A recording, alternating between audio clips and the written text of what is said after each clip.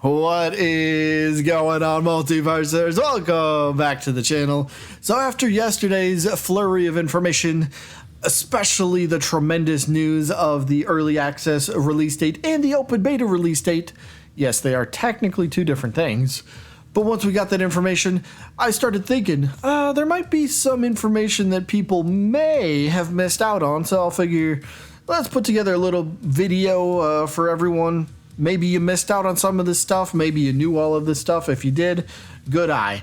But yeah, for the people that may have missed something, this is for you, I suppose. And if you have anything that you think other people may have missed, drop that in the comments as well. But here we go. Here are a few things from the flurry of Multiversus news from yesterday that you may have missed. And we'll start with the character roster, specifically the starting roster. Now you can go to the Multiversus website under their FAQ section, and it will bring you to a point where it says what content will be available in the Multiversus open beta, and it tells us characters, maps, modes. All right, cool, yeah. But specifically, if we look at characters and towards the end of that little paragraph there, it says, please note, Harley Quinn, Shaggy, Jake the dog, and Taz will be immediately available to play when the open beta begins. All other characters can be unlocked through gameplay. So we only have a starting roster of 4. Now, the way the closed alpha worked to unlock characters, you simply play games, you play matches, you complete challenges, you level up the battle pass, you level up your character progression chart, you'll get gold. And unless they change the name of gold, or the in-game currency that you earn, gold is what you use to unlock characters. You never have to spend a single real penny. You will not have to spend any real money to unlock characters. It's all in-game. You just play the game and you unlock characters. It's pretty simple. So our friend MVS Leaks over on Twitter actually kind of gives us a tiny bit more information here, where they tell us unlocked characters will rotate from time to time like Brawlhalla. So again, the first wave being Shaggy, Harley, Jake, and Taz. So I don't know the set time, but let's say after 1 month, 4 brand new characters will then be unlocked, and you can just try them out and play them for free. So if, for example, say you play Shaggy here, and for some reason you're just not feeling Shaggy, you're like, it's not really my character. Well, then I guess you know that you don't have to really necessarily go after Shaggy and unlock him with the in-game currency. You could focus on other characters. So this is a way for you to try out every character.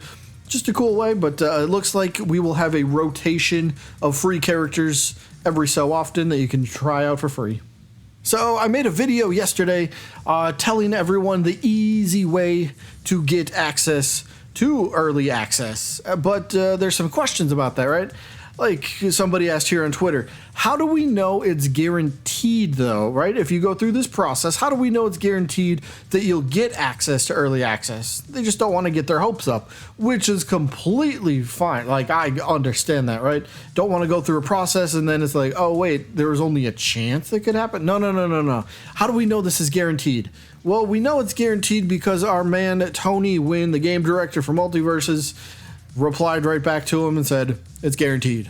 So if you do that process, a link to the video should be in the description from yesterday on how to get easy access to early access. Yeah, just do those simple, easy steps. Like, seriously, it's very easy to do. Make an account. Then once the game comes out, the early access part comes out on Tuesday, watch a streamer for 60 minutes, or just leave Twitch on for a streamer playing Multiversus. You just have to rack up 1 hour of watch time on that, and then go back to your WB account, and you will have a code that should be emailed to you, and boom, you put it in, and now you have access to Multiversus early access. So yes, Tony tells us it's guaranteed, so I'm going to believe him on this one. Now let's talk about the Iron Giant a little bit. Yes, we did know he was going to be a big character, but looks like we got some actual size comparisons here. So the official Multiversus Twitter account tweeted this out. Giant size versus normal size. Oh, by the way, the Iron Giant has a rage meter? Excuse me? And then we got a picture of Iron Giant standing next to Superman. And look at that. Iron Giant is literally 2 Supermans height in length. That's okay. We knew he was going to be a big character, but that's absolutely nuts, dude. That's going to be crazy. And that's not even the craziest part, I guess. He's going to have a rage meter? Oh boy, that, I understand it. I think that makes sense in my head for a rage meter. But what is the rage meter, what's that going to entail? Is it going to be like a Cloud in Smash Bros type of deal with his, limit break abilities? Is that what the Iron Giant's going to end up kind of getting, where he gets, I don't know, powered up attacks? I'm curious to see how this plays out. Iron Giant could literally be like the meta. He could be like one of the meta-defining type of characters. So definitely have to keep an eye on how the rage meter works for Iron Giant here. And yeah, he's still super tall. Next topic is about alternate costumes and variants of skins. Now this is coming from MVS Leaks, and I believe this is a little bit more speculation, but I think there's a little bit of proof to this as well. So MVS Leaks over on Twitter states, we are probably not going to see any variant skins on the Battle Pass in the game. Let me explain. These skins have voice acting, like different voice actors than the normal character, right? So Uncle Shagworth, for example, has a different voice actor than the regular Shaggy. The Cake skin has a different voice actress than Jake does. So these are variants. Variants will essentially break down to different voice actors and actresses. That's kind of what it's going to come down to. So they're like super premium skins, right? So that's why they think that these variant skins will not be a part of a battle pass. They won't be tied to it, right? If you tie one of these variant skins to a battle pass, well, would they ever put it in the item shop? Well, then wouldn't that kind of make that battle pass feel a little bit unspecial then? So it does make sense. Variant skins could be put only as costumes in the in-game shop. So we'll have to wait and see on how this one works, but this could be interesting. And speaking of costumes for characters, did you catch all the new ones that we haven't seen yet?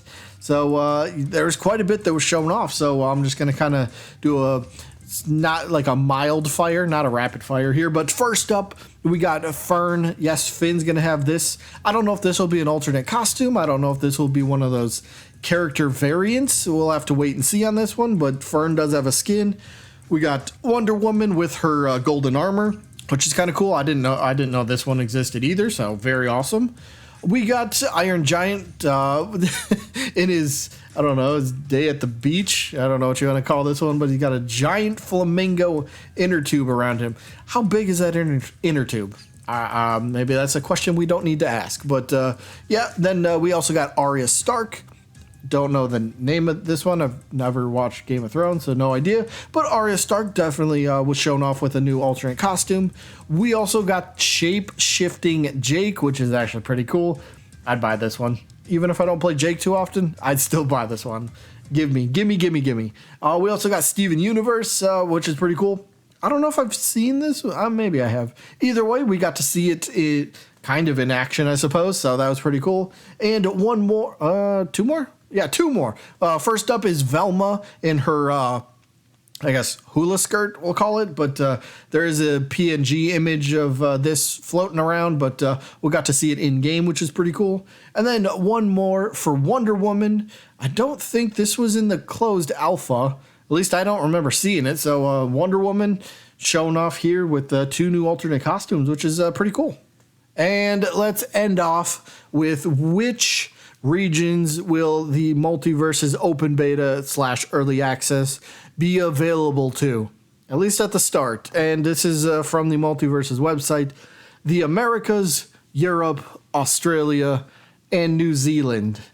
Those are the only territory. Those are the only regions that will have access or servers for the open beta. So I'm not sure about, like, Asia's not on here. I don't know if that's like a work in progress. I'm not sure what's going on with that. I'm sure they're working on more servers and regions and stuff, but at least at the start of the open beta / early access, it's only these, 5 regions. So yeah, sorry to anybody else that it doesn't have access to this, I suppose, but I don't control this. But either way, those are just a few things that I thought maybe some people might have missed and wanted to keep you guys informed. Either way, that is going to be it for this one. Hope you guys enjoyed. I guess I'll see you when I'm looking at you.